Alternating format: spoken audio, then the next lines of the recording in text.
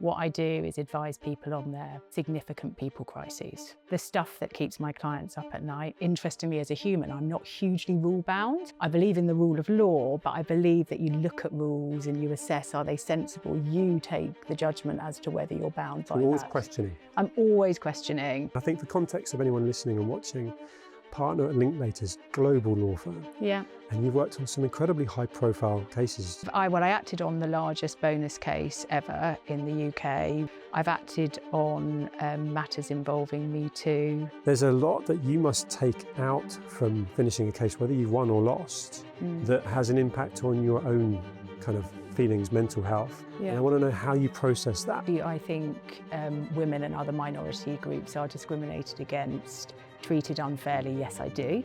And have I seen that? Yes, I have. Have I advised on many cases where that has been the case? Yes, I have. But do I think I have suffered from discrimination in my career? No. Talking about change there, AI. How do you get from being a junior lawyer to a very senior, knowledgeable lawyer if you're not actually reading the detail of each of your cases?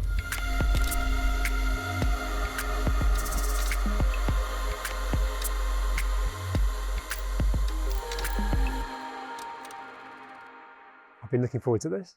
Okay, good. You sure? You look terrified. I am, honestly, I am pretty terrified. But I love the fact that you're quite happily putting yourself out of your comfort zone. Well, I think we all have to. Yeah, and for someone so accomplished and the amount of business you've done, must take something to put you out of your comfort zone now. Not really, actually. I think people say that, but the reality is I'm often out of my comfort zone. We all do things that we don't, that aren't familiar. And I'm always listening to that little voice that says, are you going to be okay? But I'm able to shut it down, and I think we have to. So it's brilliant, but it's a mindset, isn't it? There's every part of you that could have said no today. And I was so excited to invite you to film. And then our conversation a few weeks ago leads to this, and you said, this is right out of my comfort zone, but you're here. It's true, and I did think this morning, if I'm completely honest, shall I cancel? And I thought, no, of course you can't cancel. You've said you're going to do it, and crack on and do it. Well, thank you. In your own words, who is Nicola Rabson? This is such a big question that I'll probably look back and think, well, my goodness, were you actually talking about you? But if I put it in order, I'm a mum and a wife, first and foremost, 3 amazing young adults in my life. I'm a wife to an amazing man who's been my rock throughout, well, since I met him when I was 19. And then on top of that, I am a career woman. I consider myself to be a businesswoman. I'm in the business of law predominantly, so I've specialised in employment law, but I don't really consider myself to be an employment lawyer. What I do is advise people on their significant people crises. So the stuff that keeps my clients up at night, and I go in and I try to help them solve things and sit alongside them. And then in addition to that, I have invested in some companies. I like to think I support people, particularly women, throughout my career. I've challenged myself to be the first at things. So I was a part-time partner. I requested to work part-time very early on in my career. I'm an adopter, I think, of change. It does scare me, as I was just talking about, coming here today was scary for me, and change does scare me. But I also thrive on change and seeing what I can achieve and what I can do and learning and just growing. So I think that's my unprepared answer as to who I am. That's brilliant. I love it. And thank you. And there's an interesting contrast there between what could be quite a sort of train track, if you like, legal profession and then embracing change. Yeah. Because you as a person, are you able to sort of make a distinction of how that's worked for you as being successful in what you do, where you are prepared to look for alternative options, you are prepared to be looking for something that other people just be like, this is the way we've always done it, this is the traditional way of doing it? I think it's been hugely beneficial to me that I see things in a different way quite often. I was interviewed a long time ago by someone and I said, I think I'm an outlier. I don't like these terms, but in reality, I think I have been an outlier in my profession. I was always willing to challenge it. Interestingly, as a human, I'm not hugely rule-bound. I believe in the rule of law, but I believe that you look at rules and you assess, are they sensible? You take the judgment as to whether you're bound by that. You're always questioning. I'm always questioning, and I'm always I probably have a slightly higher appetite for risk than the average lawyer, I would suggest. Obviously, can't verify that, but I'm quite willing to take. You've got so much perspective to be able to probably correlate that across other people and the experience to be able to feel that. Yeah, I mean, the other thing I think is I really enjoy getting to know my clients on a personal level, John. So I like to understand what my clients are thinking about, what they're worrying about, not just in terms of their business, but on a personal level, because then I think I can be a much better advisor to them. So I think that has also really helped me in being, I believe I am, a good advisor to my clients and someone who's been able to stand alongside people when they've been in challenging situations or unknown territories for themselves or for business. Well, I guess the word there is empathy. You bring empathy to what is clearly potentially very traumatic, difficult situations.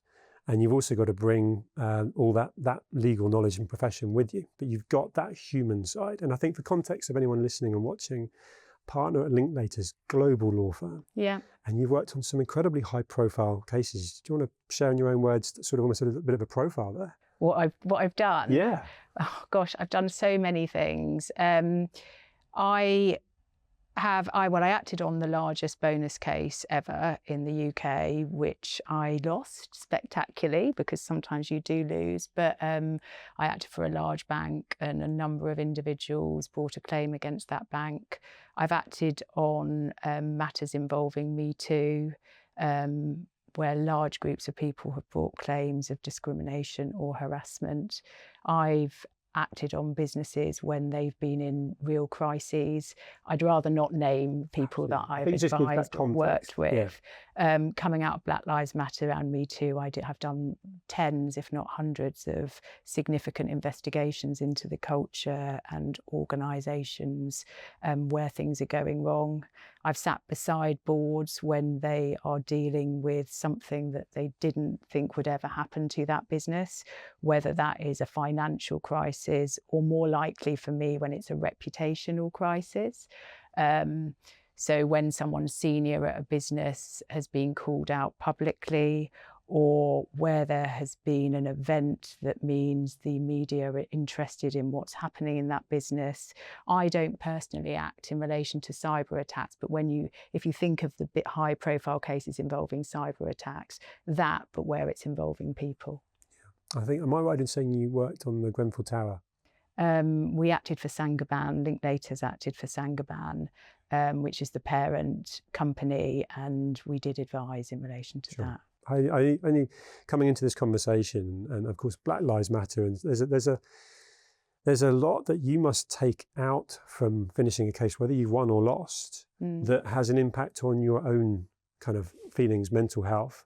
Yeah. And I want to know how you process that. You know, there's probably long hours, huge amount of graft and energy that goes into doing your job to then come out of it and you're still Nicola. Yeah. And I wonder what you do to put yourself back together again, because you've been through this a number of times now and you're continuing to. I mean, it is high octane and it is very demanding. And I think, clearly, in my view, to do a really good job, no matter what you do, you've got to care, right? That's the difference between someone that's exceptional and someone that's good, that level of care. So I do care about doing a good job. In my role, you don't really win or lose. You just have to do the right thing at each time. You have to impart advice. And it can take its toll physically and mentally, because the hours can be very long, the demands can be extreme, and obviously you're also quite often stabilising the emotions of others or ensuring that people are okay at dealing with it and managing your own team, etc. I do quite a few things, and I've learnt, I think, as I've got older, to be better. If I'm completely honest, in my 30s, I probably just kept on going, and we can come back to it, but I ended up with a very large operation in my late 30s. Now, I make sure I exercise, lots of us do, but for me, that's really important. I don't overburden myself with it, though. I think, at times I was like, I must exercise 4 times and they must always be at least an hour long. I just want to get some exercise in regularly. I walk a lot. Whenever I can, I will walk from meetings if I'm going to different locations. And in the morning, I quite often come into a station that's quite a long way from the office, because that's pretty much the only time I'm truly on my own. And it just gives me time to reflect and let my brain just think about what's going on in life. And quite often carving time out for you. Yeah. I think a morning routine. So there's the walking. Or do you just make? I have no routine. I love that, because there's this connotation, isn't there, around being successful, which you are, and then all these success books and so on. You've got to be up at 4 a.m. and so on. You don't go into that. When I read about people that work in like 15-minute chunks, or get up at 7 and go to bed and fit this in at this time, I mean, that is just not my life. It's really refreshing to hear level. No level, no routine in any aspect of my life. You just carve the time out, make the time, so train station further away from the work, and then use that time to not only get your steps in, but to process the thinking time. Thinking time, because it's so important. I think the world has changed. I think you're similar age to me, and actually trying to get time where you can just think is increasingly difficult. I've just got rid of social media on my phones, actually, because I found myself, when I had thinking time, because I've always got the phone, just pressing on Insta and then just going down the black hole. And I thought, actually, I've got to stop that, because I'm doing that when I've got time for me to just allow my brain to be free. That's brilliant. The most people working in addiction are now working for biggest social media companies in the world now, aren't they? As in point being, they're all fighting for our attention to get us all to want to do that. Yeah. So bringing up my 2 girls in that environment right now is scary, because I'm on my phone doing other things, but then they'll see that, copying what you do and all that, and then they'll go on their phone, and of course they haven't got emails to send, they haven't got things, so they're on social media. And that's a constant, I brought up role model in that instance, in terms of what people doing, what other people sort of see and see other people doing. Do you see yourself as a role model? Because for me, as a dad to 2 daughters growing up, you've smashed through glass ceilings to be a partner at a global law firm. And I'd love to know the journey you've been on, and whether you've ever felt any of that sort of prejudice of being a woman coming through what has been a sort of male-dominated business world. So again, I think as you get older, you change. And not long ago, I just said, oh no, I don't see myself as a role model. But now I think I can sit here and realise it's not being arrogant to recognise I have been a role model. And quite often and actually this morning, and I can give you a specific example of where I really feel like I've done a good job. I was out with a partner at Linklaters, a female partner this morning, met for breakfast at 8 a.m, fitted in 45 minutes. And as we were walking away, she said, you won't remember this, Nicola, because you talk to so many people, but I remember you inviting me around your house and chatting to me with your 3 children running around about how you'd made it work. And actually, you shouldn't look to someone and copy them. You should make it work the way you want to work. And she said to me, oh, that meant so much. So I think over my career, I haven't consciously been a role model, but I've always given time to people when they've had questions. I've always been willing, I believe, I very much hope, to support people and be honest with them when being questioned about how I've done it.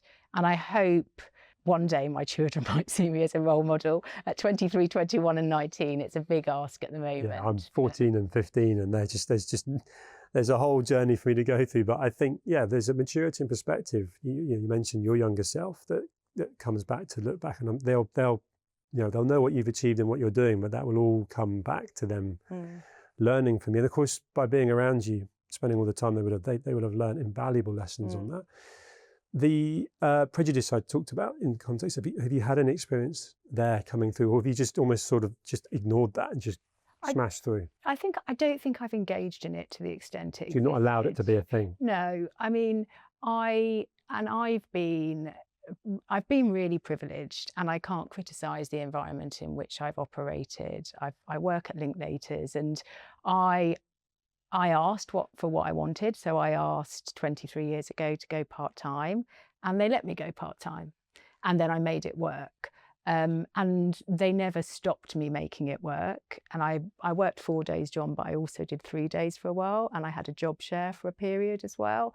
And then I was part-time when I first went into the partnership. So in some ways, I never thought about being a woman. I just thought about, how am I going to make this work for me? What do I want? And I recognised at each stage that if I wasn't able to do it, I would just have to move. And that never happened. And so for that, I'm very grateful to my partners. I'm very grateful to the firm for allowing me to do that. Most of the time, actually, clients were really supportive of me. I think people worried that clients might not be, or they would expect you to be there. But the reality is, if you work in my environment and you're part-time and a client calls you on your off day, you probably still take the call because it's your client and you want to help. This goes back to the empathy. Yeah. The whole, it's more than a job to you. Yes. It's a way of being. It's really refreshing to hear that because you know the stats with women in business, less than 2%, particularly in the founder kind of camp, if you like. Less than 2% of VC funding goes to women. And I've really tried to immerse myself in that. And I think you just not allowing it to even be a thing. It's the lack of self-belief and it's the lack of confidence potentially that could be stopping some of these women taking the chance and coming through. I think it might be, but I want to be really clear. Do I think women and other minority groups are discriminated against, treated unfairly? Yes, I do. And have I seen that? Yes, I have. Have I advised on many cases where that has been the case? Yes, I have. But do I think I have suffered from discrimination in my career? No. Do I think let's just talk about the UK, forget about the global situation. Do I think the UK is where I would like it to be in relation to equality? Absolutely not. Do I have the answers on how we get there? No. That was my next question.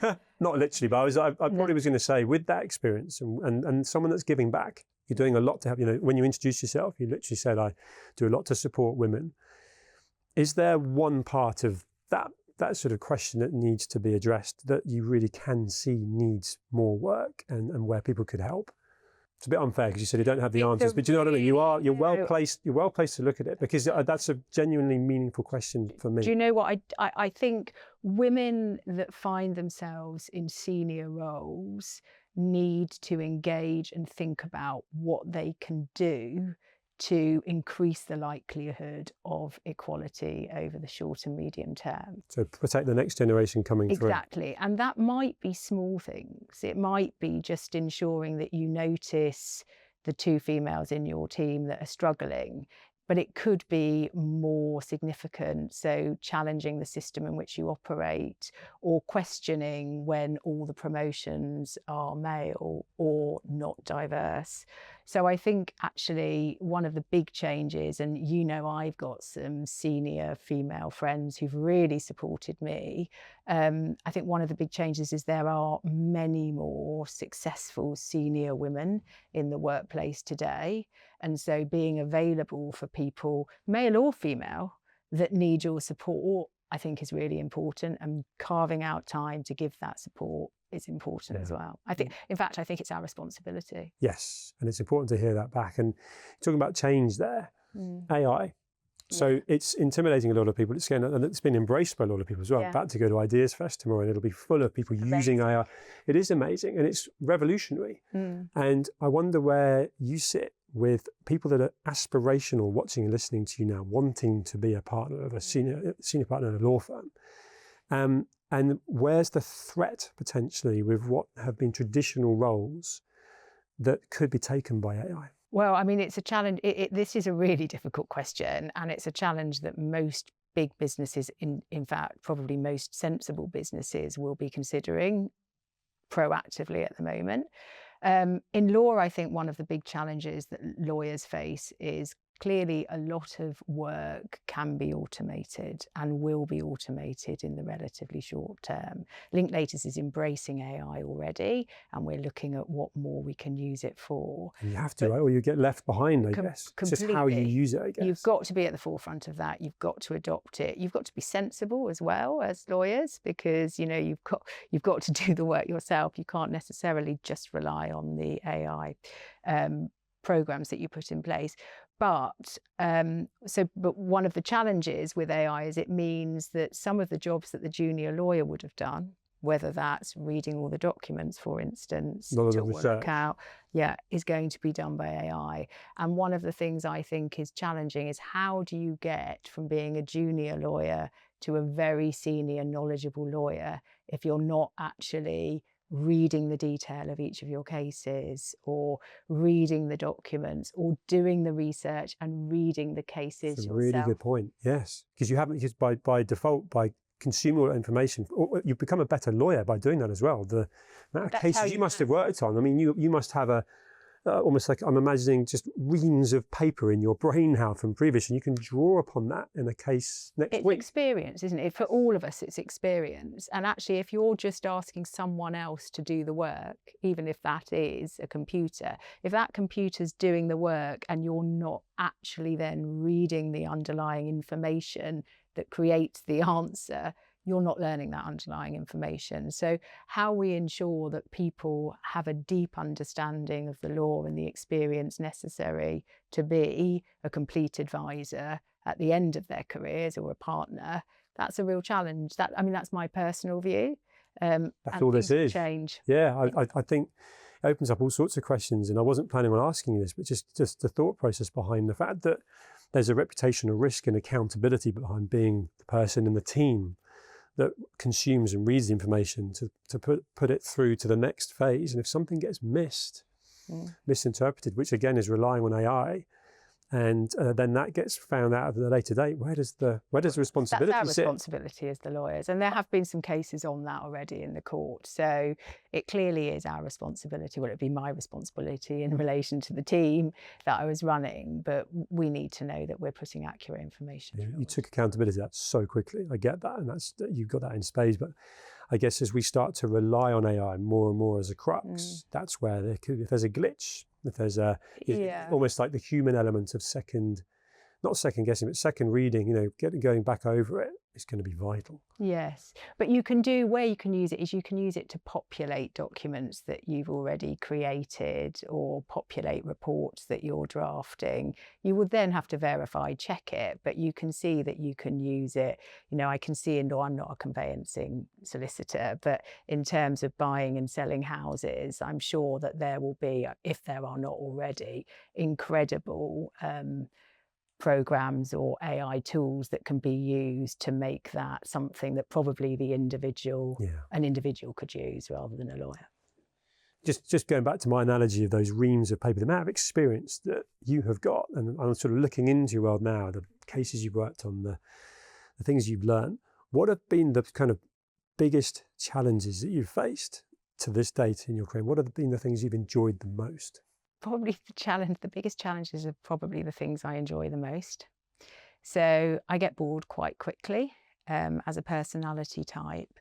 So I would say when I'm instructed on something, or when a client calls me and asks me to advise them or help them in relation to something that hasn't happened before and is new territory, those situations, those cases are probably the things that I enjoy the most, because I'm doing something new, I'm challenging myself, I'm trying to find a route through a difficult situation alongside my client. And so that I think I enjoy the most, and I feel rewarded at the end, particularly if we get the result that we want to. Quite often my role is to manage things so that they never become public as well. Actually, the challenges in some ways are as great today as when I was junior, because my experience is now so great. I'm very aware of all the risks. And so actually containing my own worries so that I can impart meaningful advice and make recommendations to my clients is a real challenge for me. And actually just the sheer hours I work is probably the greatest challenge I face at this stage in my career. It's important to share that though, isn't it? I mean, it's hard. Well, anyone looking in aspirationally again to what you do, it's important to share that you put a massive stint in. And also, when I've lost cases that I think the decisions were wrong. So I believe the case should have gone the other way. I think the judge got it wrong. That was really hard when I was junior. to lose something. When I've told a client, I think the decision will be this, and I got that wrong, I found that incredibly difficult. And I took that very personally and really questioned myself as to, can I do this? Am I good enough? So I think that I'm just thinking back, because there's been so many challenges in reality.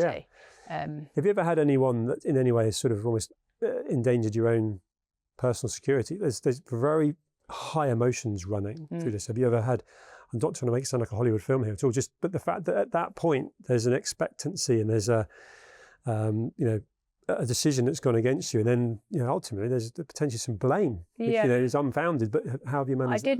Not in relation to that scenario, but I did have to have some personal security once in my career, yes, and that was tricky and difficult, and that does happen. But ultimately, the client was excellent, put in that security both for me and some other people, and also everybody at work who were aware of it were incredibly supportive. So that sort of thing does happen, of course it does. I'm just trying to think through all of the challenges, because you get to a point, and I'm sure you're similar, but you get to the point, I'm 50 now, where I look back on 26 years of life and sometimes you forget the challenges you've faced and things you've done. Yeah, you're running at a relentless pace as well. There's so much you've done. How good are you at kind of almost leaving the day job at the door when you come in to be fully present for the family? Because that's something terrible at it. Terrible. I was terrible at that at points. And I think, actually I was literally getting to the point that the greatest challenge for me has been being the mum and wife I wanted to be, or being the parent and the wife I wanted fully present, to be, right? And having my career. And there were times, I mean, to be really clear, there have been times when I have not been present for prolonged periods. Now, I'm not necessarily proud of that. Do I think I could have done it differently? I don't know is the answer. You do the best you can in the time, I did the right? best I could, yeah. But going back to when I asked you earlier about how you almost sort of process, because take a case where you really felt the judge got it wrong, and you come home, and let's just say, for argument's sake, it closed on a Friday. You've got the weekend now, where you could and should be, depending on the ages of your kids, taking them out, doing stuff, and you'll split the channel. How have you processed that? How do you deal with that? What's your journey to remove that and face forwards? I actually move on pretty quickly. Actually, once I've got myself into a bit of a state, I then just talk to myself and say, don't be so ridiculous. And I was always, in those situations, actually, I was able to move on, and I would have been able to play with the children, engage in my life quite quickly. Much harder when I'm in the middle of something. So I've got the demands of what I'm doing at that time. It's live, so the decisions I might take may influence the outcome. So I'm constantly thinking at any one time about how to maneuver it. And I may be jumping on and off calls as well. So much harder in the middle of one of my matters or one of the cases to carve out the time. And candidly, I'm not very good and have never been good at saying no. I'm learning to do that even today. And I think I've thought about this a lot over my life. I like people to praise me. I really like that. Irrespective of whether I respect the person, I like the little hit it gives me when someone said, "Oh, Nicola, that was brilliant. Thank you so much." So that feeds me tending to want to help people, not just, this is much bigger than my career. Yeah. I've helped across the hairdresser, everything. The baker, Yeah. I adopt people and say yes to things, and I've learned to say no to more things, because that is where I think probably I could have carved out more time for my family. It's fascinating. I have to remind myself I'm talking to a lawyer, and I say that with a big smile on my face, because there's such a lack of ego here, real humility. And I praise you for that, because rightly or wrongly, the stereotypical kind of lawyer in a film is very full of themselves, wants to shout about what they're doing, and is very much probably more selfish oriented, whereas the desire to give back, and the fact that you're prepared to say that you actually do like to get that bit of praise back and so on, it's really refreshing to hear that. Part of that comes from my parenting. I've got my mum and dad are phenomenal. And it's your values, isn't it, as well? And so I've been brought up, and I've had the privilege of having a husband who's in this world as well, by people who have been nurses and doctors and different, well, predominantly in the medical profession, actually. So very grounded. Very grounded. And I have also, I think I spoke to you briefly, John. I've been really ill in my life. I was very ill at 17. I got diagnosed with something called Stevens-Johnson syndrome, and I have lupus as well. And then I had a very large operation as well at 36. And so those, whilst when you're 17, you spend a considerable period in hospital, I never really felt hard done by, but it doesn't feel hugely fair. Actually, I've learned that gave me I don't want to call myself wise, but it gave me a grounding and an awareness that most young people don't have the opportunity to see, because you know, I was in hospital, in and out of hospital for very prolonged periods, and it makes you realize that you are, you know, you're human and you have a body and it goes wrong. But when you're in hospital at 17, you see, I was on a ward, so I saw people very ill, I saw people die. And I think that just changed the way that I've engaged in the world, actually. Yeah, a lot of kids at that age, foot's on the gas, outside doing all the different things, and you actually witness things that give you that humility, and also, you know, I suppose, you know, appreciating life a lot more. I think that's right. I mean, probably my parents would say that when I came out of hospital finally at 19, I was a bit of a nightmare, because I really embraced life and went out partying quite hard. But I do think... Glad to be alive, right? Yeah, glad to be alive. But I do think it just gave me a different perspective, and I'm very grateful for that now. I can tell that. And a resilience that you didn't ask for, didn't wish for, but that resilience probably as a life balance, but also in business as well. Going back to how do you get over these things, actually. And because you mentioned it earlier, you said about the fact that you could have got very ill in your late 30s and had an operation. Just talk me through that for context of people listening. I won't go back through all of it, but in reality, I'd had an incredibly painful back. And when I say incredibly painful, I was dragging my left foot around. I ended up coming into Cannon Street one day and a woman crossed the road to help me walk. So I was carrying on as if everything was okay, but I looked to people that didn't know me so poorly that someone crossed the road to help me. Was that a moment for you where I need to well, even then, I didn't think, even then. So did you kind of break? My focus was so much, get the job done, go home, look after the children, that I was the last in the list of things that I had to do. Wow, yeah. And anyway, I ended up, which I do talk about quite openly, not up on a big stage, but if people ask me, because clearly I should have recognised I wasn't very well, and I should have engaged in the frailty of my own body before it got to the situation it did. Ultimately, I ended up with a very large spinal operation, which took a long time to recover from. And I'm very lucky that I'm here today. I can walk, I don't run, but I can exercise, etc. So yes, I had that as well in my I was 36 actually. I mean, again though, sorry, I'm talking a lot at you, but I think one of the things that I'm fortunate, because I've thought about this as well, is my personality is one where I'm always able to see the bright side. I don't have to work that hard. And I do believe I'm fortunate for that, because I've always been able to think, well, it could have been so much worse. In relation to lots of things, my children have had ill health as well at various points. And I'm always able to think, well, I'm so much luckier than that person. And that's just the way I'm programmed. I haven't worked for that, but that's so lucky, right? But that's what I value so much in a conversation like this. I'm learning from you, and so anyone watching, listening, that's going through something difficult, there's a perspective there that works for you, that's been kind of repeated yourself and your children and other scenarios. Conscious of time. Okay. Sitting here now with very much a successful career. And with this maturity perspective that you've got, how do you define success? How do I think success is defined by the small things in life, far more than by the big things. So I don't think it's about happiness. I think happiness is a term that we use too frequently.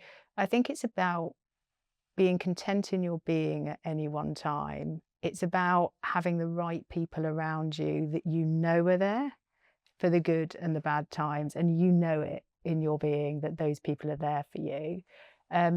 For me, success has been being true to who I am.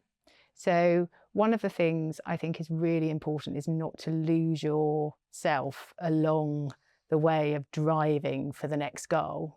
So I want to be a partner. I want to be an elite sports person. I want to be a podcaster. Whatever it is you want to be, the journey to getting there is as important as getting there. And I think success is when you remain as yourself throughout that journey. That's brilliant. And so true. And I've been guilty of not enjoying the journey to then get to a destination that I thought was what I wanted. And then you're like, it's a bit hollow. Yeah, exactly. So I think that's invaluable. And actually, this is possibly very, very close to the answer that I'm about to ask a question about, which is a younger version of yourself, or back to my daughter's aspirational women, girls, looking at you as someone that they can learn from, and again, looking back on what advice you would give to a younger version of yourself, or someone that's aspiring in business, not necessarily just law, just that whole, like, what advice would you give? Believe in yourself. I think lots of people say that, but believe in yourself. Be willing to be flexible. If you are not going to achieve what you want to achieve in the place you are, then be flexible. It's not the right place for you. I do think there's some reality there. You've got to work hard. There's no point wanting something up there somewhere and not putting in the hard yards. You've got to work hard. And yeah, it's up to you. Really, our lives are, to some extent, not always, I appreciate people can be born to different scenarios, but to some extent, if you're fortunate enough to be thinking about where your career is going, it's up to you where it goes, and be flexible and believe in yourself. Brilliant. I was so looking forward to this conversation. Thank you. Thanks.